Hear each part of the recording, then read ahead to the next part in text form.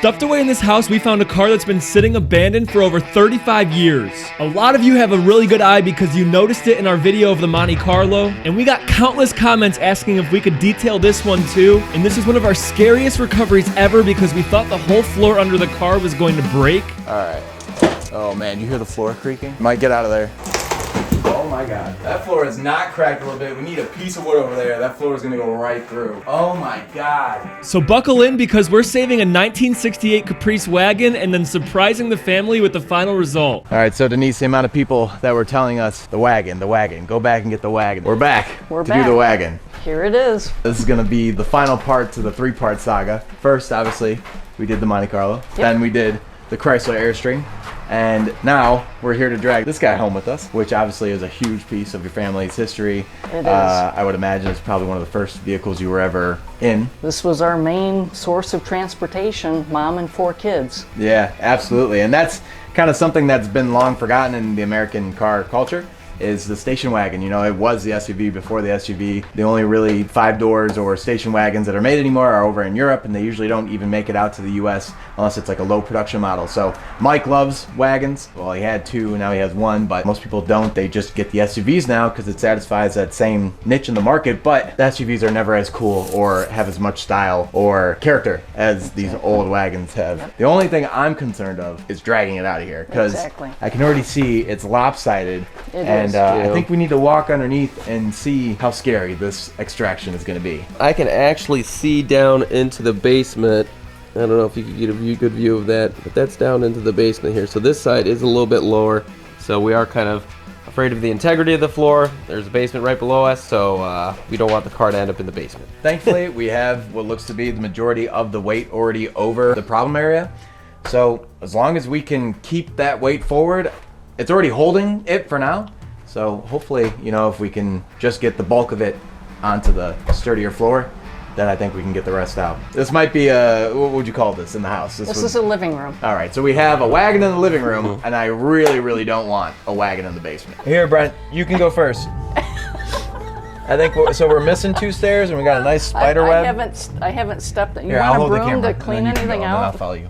No? Okay. Just watch yourself, be careful. Don't step in the middle, step towards the sides. That I do know. All right.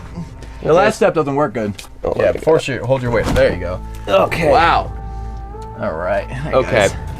Well, so this is not what I expected. This is actually a crawl space. Holy over crap. there. The foundation doesn't look good. No, this is worse than we thought. So the back end of the car is right above where we're at. But this looks pretty good, to be honest. All the wood looks like it's in solid condition. If the wheels roll and we're not dragging it, I think as long as we do it slowly. Yeah, do you see the you see the block of wood that's holding up all the support? So we really need to make sure that those don't fall. But thankfully it won't go down 10 feet, it'll just go down 2 feet. Yeah, it's better, I guess, but this is not what I expected to see. We're gonna have to climb our way out of here. Let me show you how sturdy these are. It's just that first step that's gonna suck. You got it. All right, Mike, be careful getting up, dude. Take my hand. No man left behind. We think the floor is all right. I have it connected to either side of the control arm.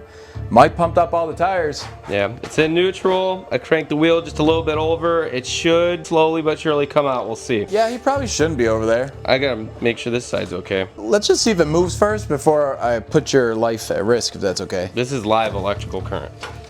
Just let me know if it falls through the floor, though. I'll let you know. Go ahead. Yeah, just if it falls through, just give me a holler. All right, she's rolling. Just gotta get it off this piece right here. Go a little bit farther. Keep going. It's off, yeah. All right. Oh man, you hear the floor creaking? All right, Mike, get out of there. Oh my God. It is rolling out. That floor is not cracked a little bit. We need a piece of wood over there. That floor is gonna go right through. Oh my God. Mike, I need you to come around to the other side. We gotta get a piece of wood. Do you see that? That's why the car was sitting so sideways. I thought that tire was empty. That tire was full, and it was just filling out that. All right, move around this side. You're scaring me. Look at the white walls.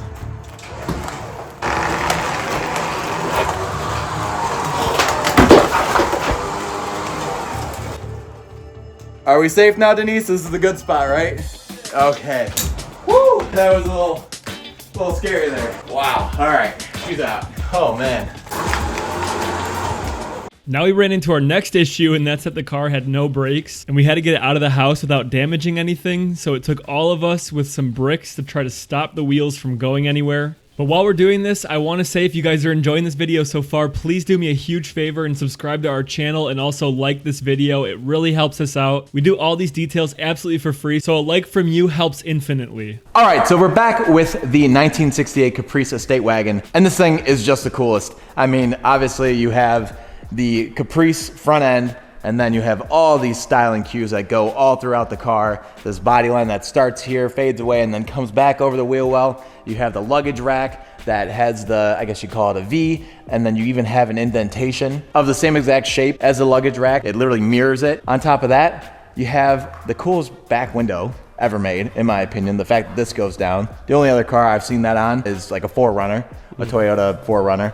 And then you even have this spoiler on the back for what little aerodynamics that you could potentially get. I think this actually might work in tandem with this to help airflow. When you open the window, this might bring air down in, now that I'm looking at it, because that's the lowest shot wing I've ever seen. You know what I'm saying? Well, but so if it was for downforce, then I guess it would be like that, no? Yeah, I'm thinking that this helps bring more air into the cabin of the car. Maybe. Yeah. I don't know.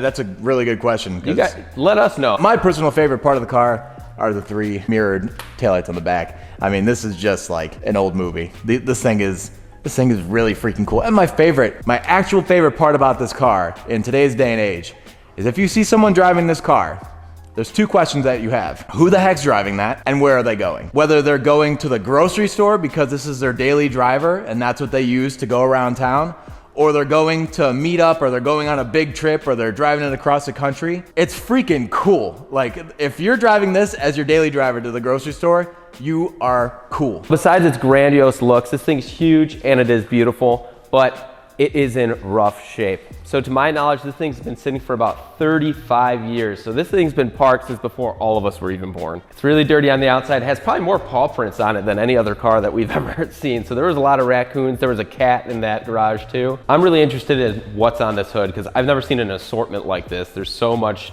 stuff. It's the dirtiest hood that we've ever done. The only one that's even comparable would be the 1957 Chevy Bel Air that we did that was covered in leaves. But obviously this is an assortment of a bunch of different items ranging from some very retro Christmas tree ornaments to a pot. It looks like I have a for sale sign.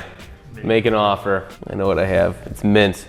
Never seen rain. Ran when parked. A ton of poop. Dude, raccoons seriously dump logs. Like, the size of the log to the size of the raccoon it's astounding. It's very true. It's astounding. I mean, these are like the size of mics. Maybe even bigger. All right, with all that being said, no more poo-poo talk. We're gonna start by getting this hood cleaned off because it is a mess.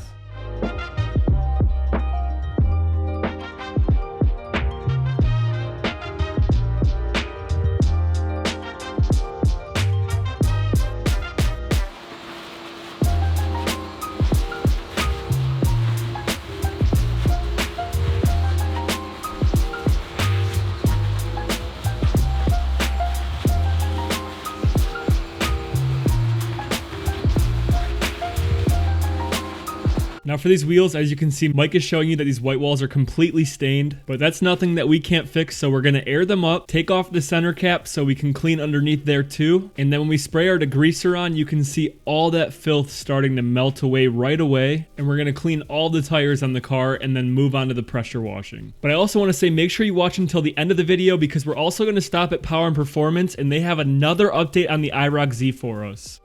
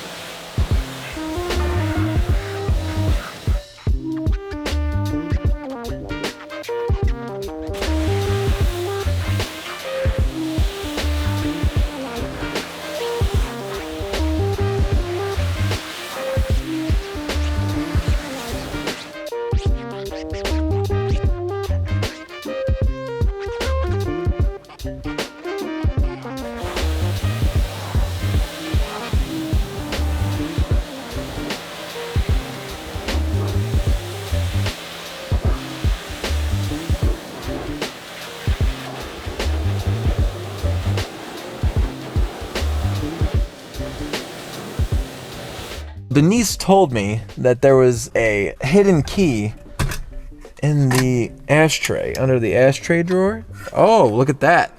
There it is. And this key goes to the locking gas cap, which they had installed during the 70s during the gas crisis, because gas was very expensive and people were known to steal gas out of your tank. Jeez, how long is it gonna take this? Okay, listen guys, I'm working on getting smarter. Okay, I wanna give it a sniff in there to see if it smells like varnish.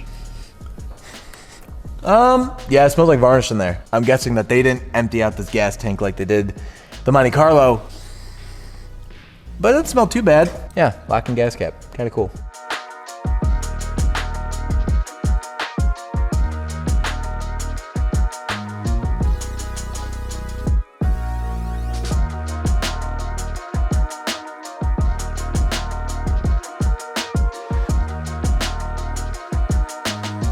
And for the roof, we're going to take off the roof rack so we can clean it properly and polish it afterwards. And in case you're new to the channel and you're wondering why we're doing the roof last, the only reason is because if we did the roof first, it would mess up the rest of the car for the detailing of the video. In a real life situation, we would start on the top and work our way down, but because we're making a video here, it makes the most sense to do that last.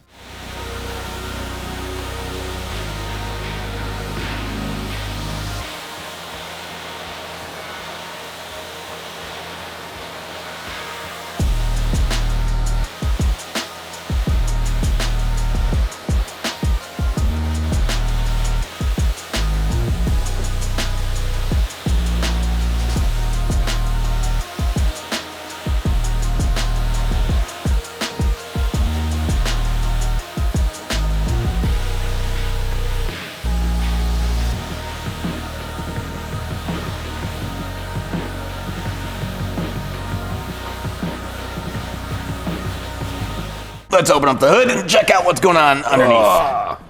This is a huge engine bay for such a small A lot of motor. room. This is some nice modification we have here to keep critters out. So that's actually kind of good. I'm glad that's there. So we're probably not gonna find any mice in there today. Well, let's check. Yeah. All right. Undo the top. So, Yeah. for everyone who doesn't know what's been happening, Brent has let us know that every time we start a segment, we say, all right, so. And he just decided after 200 some odd videos to tell us now. To inform us of our. So we apologize for all the times we've gone, all right, so. It's the only way that we can get ourselves into the flow of the commentary. Because sometimes it is a little awkward, as much as we try and make it not awkward. But, all right, so now it's time to check. Actually, look at that. Hang on, Michael, I want an apology from you right now.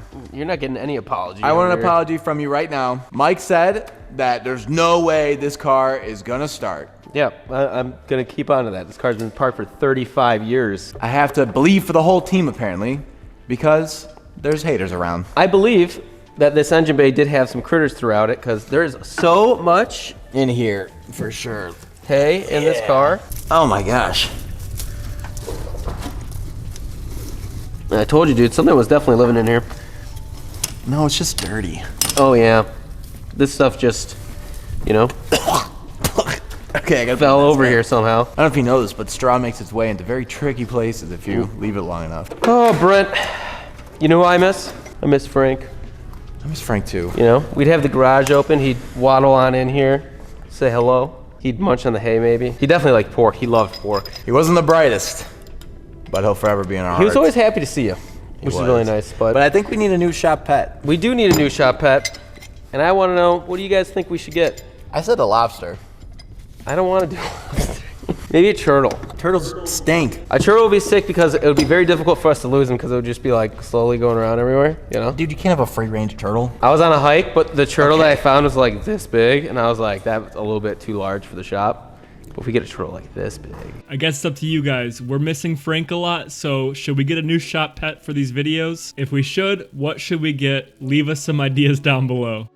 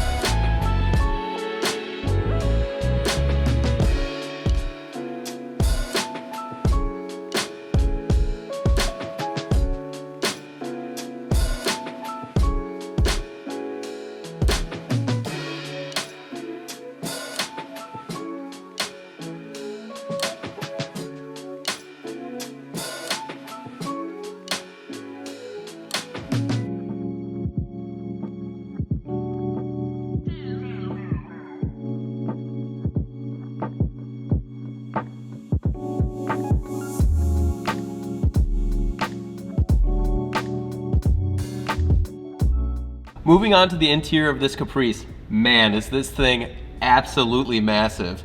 So we have a 3-seater up front bench, and same for the rear. So no need for a third seat to have 6 people in this thing. And not only is it massive, everything's blue in here. The carpet's blue, we got blue dashboard, blue seats, and even a blue vinyl top. Actually, I'm not even sure if this is vinyl, but one thing I've always noticed about when I do these interiors on these older cars, especially with vinyl style top, is they never sag. That's a huge problem with a lot of cars around like 20 years old or so.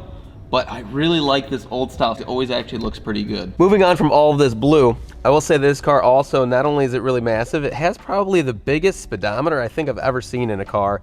It literally takes up this whole area. And then you have a clock on one side and a fuel gauge on the other side, which I'm sure moved down rather quickly in this boat. But the one really cool feature, which I hope we can get working, but I highly doubt we'll be able to, is the back window that's electric, which is something that I've never seen on any modern car besides only 4Runners. Let us know if there's other vehicles. I think it's 4Runners and Tundras. Maybe Sequoias have them, but I don't know of any American cars, any German cars, anybody else that has the rear window that actually comes down, which is like a really cool and interesting feature. This interior is super dirty and super gross. One good thing that they did do, and I beg you, anybody storing your car, leave a window cracked, because it allows moisture to escape the car and it doesn't make it musty and gross and moldy inside here. So this thing doesn't have a lot of moisture. It does have a lot of gross buildup, but not a lot of moisture, which saves the interior of the car, saves the metal components on the inside. So with that being said, I'm gonna rip these seats out of here and get started on the floor. Open it up, let's see what's under there. Oh my God, dude. Holy crap. Brian, there's like 100 to 150 of these things just rolling around in here. I don't even know what these are.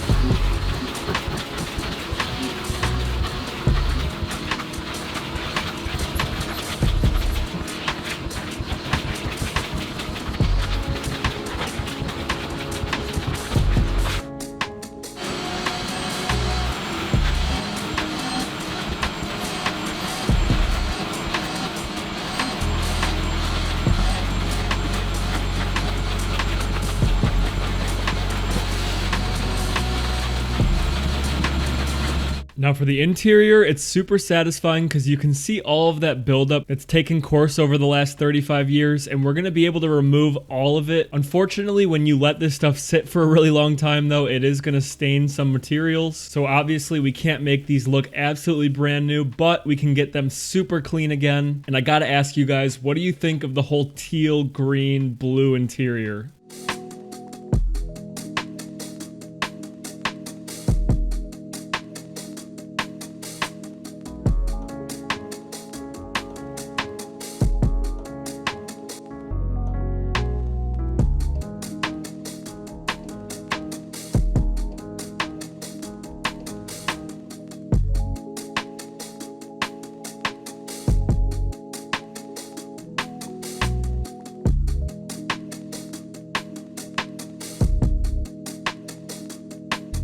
So we were trying to get the tailgate down for the last 2 days and couldn't figure it out. The keys fit, they turned fine, but the tailgate wouldn't come down at all.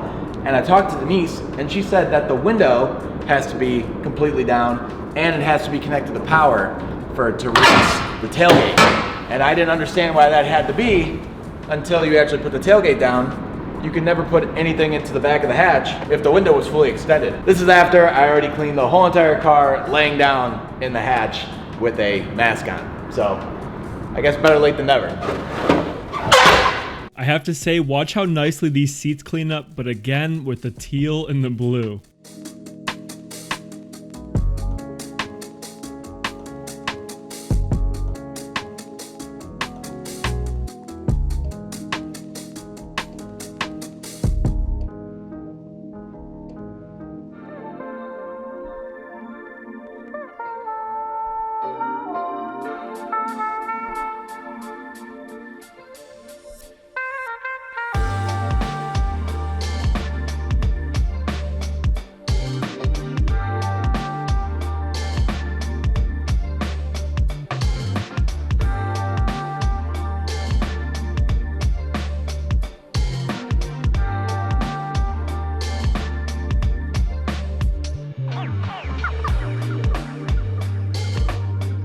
Now moving on to the extraction, unfortunately with this carpet specifically, it's not going to come out perfect no matter what we do. We're going to go ahead and do our best job on it still. But for some reason, these stains that are in the carpet just were very, very tough, and there was nothing we could do to get all of them 100% out.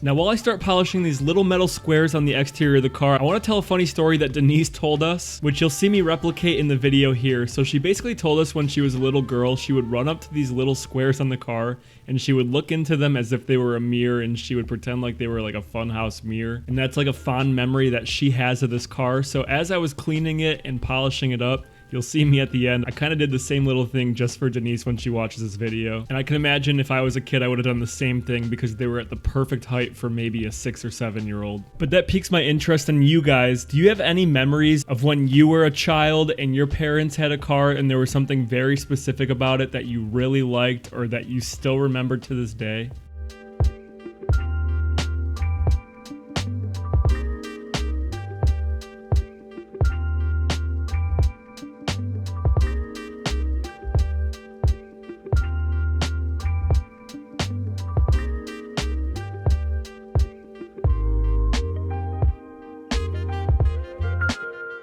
All right, it's time to polish the station wagon, and there is still some etching from the dirt that had been sitting on this hood for the last 35 years. And truthfully, the best way to remove that would be to sand it first and then polish second. But to be honest, you know, the car isn't exactly in perfect condition. So for the sake of making it look better and saving time, of course, because truly it does need a whole new paint job if you want to achieve perfection, what I'm gonna do is just use a foam pad to pull off that top layer of paint, as well as the dirt and contamination, and try and remove that oxidation over there as well, and just bring back the color, as well as kind of remove some of those stains. So I think we can accomplish that, and this thing will at least be shiny again. I'm excited. I can't wait to see it all glossed up.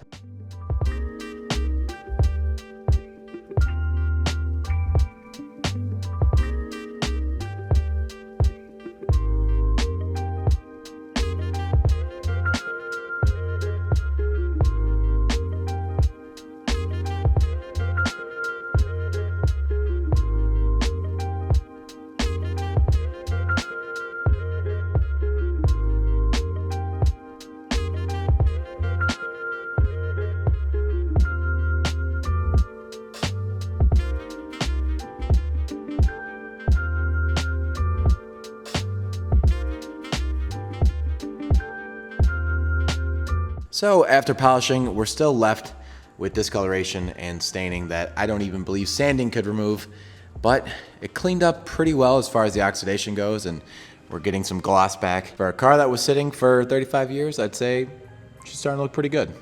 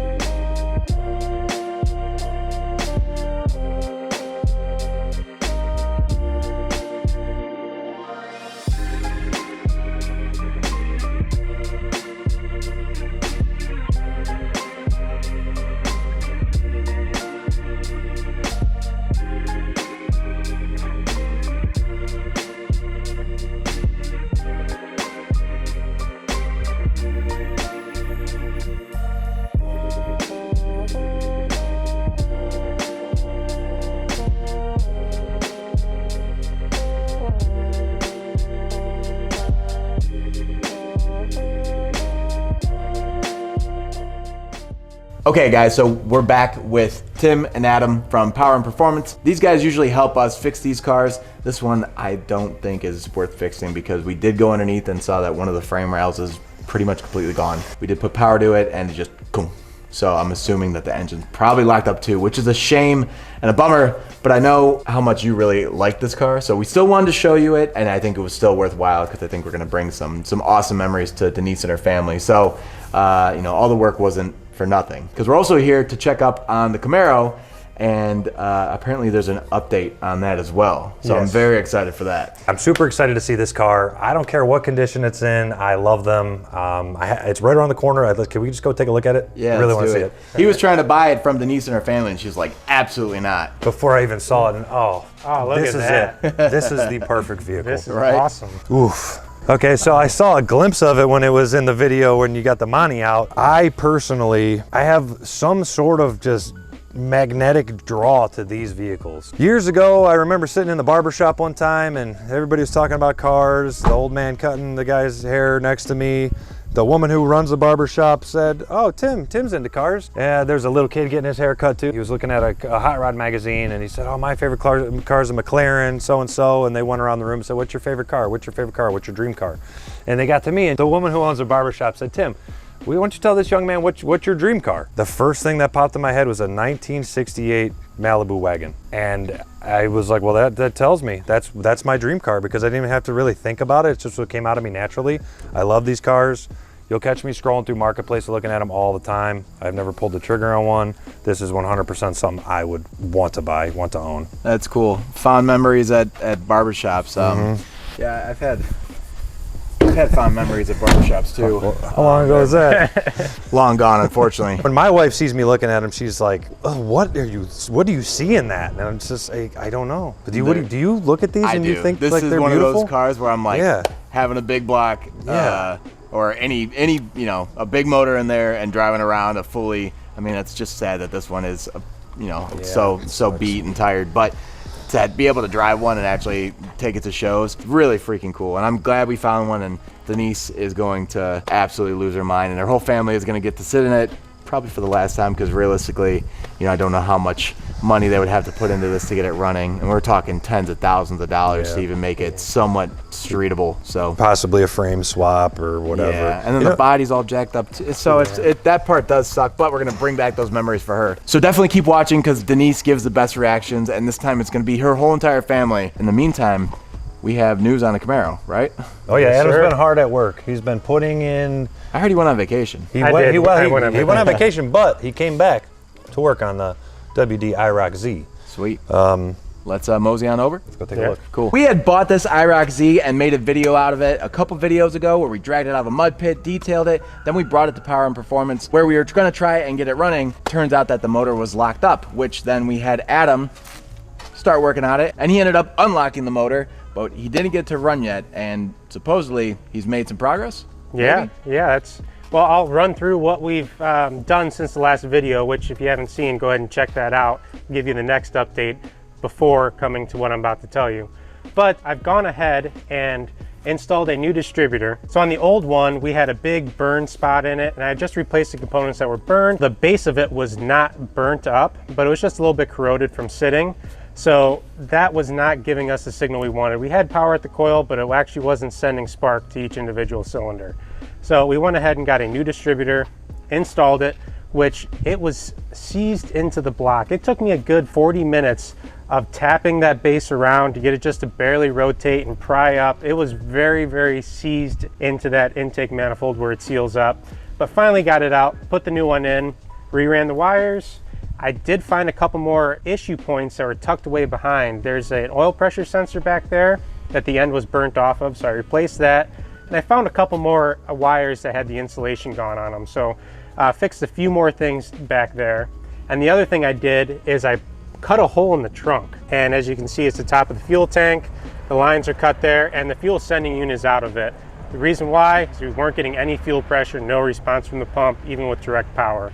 So we got a new pump, a new sock. That all just came in today. So the next thing is we'll be putting that in there. And I did pull out about 15 gallons of really old fuel. So that's probably even best that we did this. Get that out of there, get some fresh in there.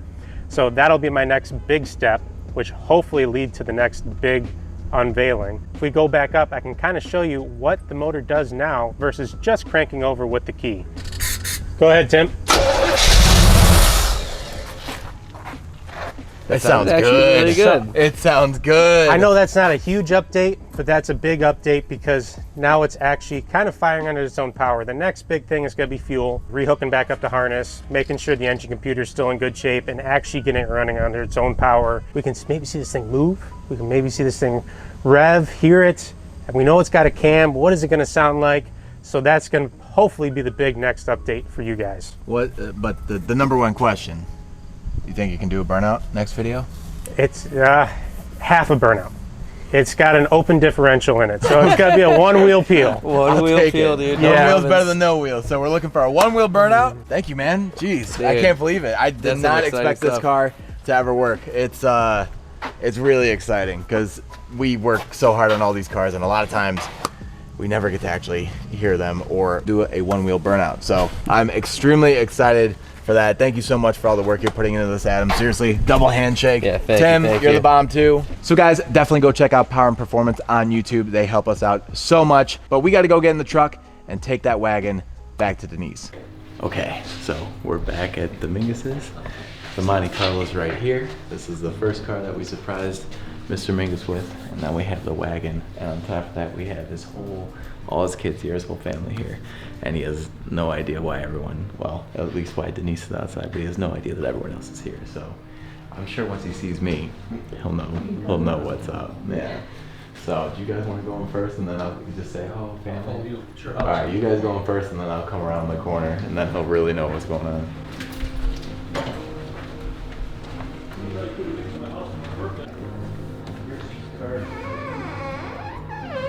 I guess I'm waiting for my cue, so should I knock? Yeah.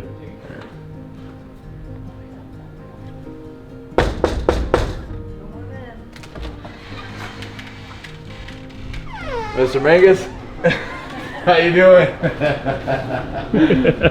Are you out practicing backing up again? Did you catch us again? I knew he would see it. There's no way he's gonna miss that. The big trailer, huh? Good to see you again, sir. Same here. You must know why we're here. I've got a rough idea. Well, Yeah. I don't think we need to do the spiel again. Should we go take a look? Okay. All right, let's do it. Don't let me forget this. It's a gift for you guys. Oh my gosh. Denise just gave us a little, looks like a bathroom reader for 101 uses for a dead cat. Hey, RJ, wait. RJ, wait, come here. What is that? What? Oh my god. Dude. No, that's a cat. That's a cat. Oh, dude. All right. Well, we brought all the kids around because we figured we'd recreate a family memory. Would you mind hitting the garage door for us? It's right behind you.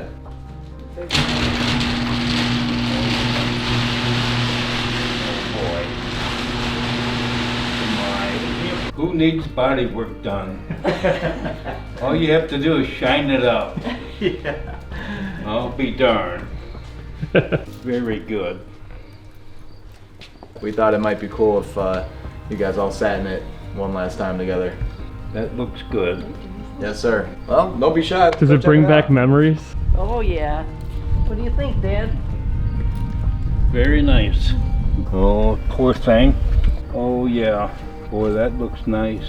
Looks just like factory. You have memories of driving the kids around in this? Oh yeah. Oh, it was some very good times. Very good times.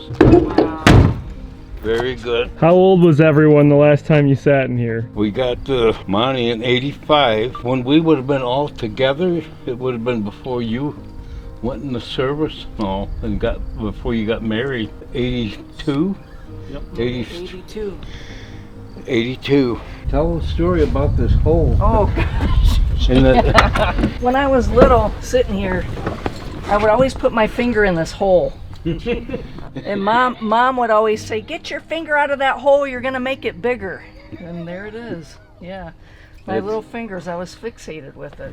She used to catch heck for that all the time. Obviously, the wagon, you know, it's a little bit in worse shape than the Monte Carlo, but you guys are such a beautiful family. You guys have been so kind to us, allowing us to make these videos and share it with the whole entire world. It's really been a pleasure, and just looking at what you guys have as a family and how you love each other and are there for each other, and it's a very beautiful thing, and we're extremely thankful and blessed to be able to be a part of this in any way. So I just wanted to thank each and every one of you. Thank you for all y'all. Absolutely. For your efforts. Yes, Nice. It's stories like these that the world, I think, needs more of. To see a family like yours and then get you guys to relive, you know, some family moments in the family station wagon. Still around, right? Doesn't get better than that. Right on. So thank you guys so much for that. Thank you. And thank you all for watching. We really appreciate it. If you like videos like this, please give it a thumbs up. If you want to see more videos like this, subscribe. And we will see you guys next week.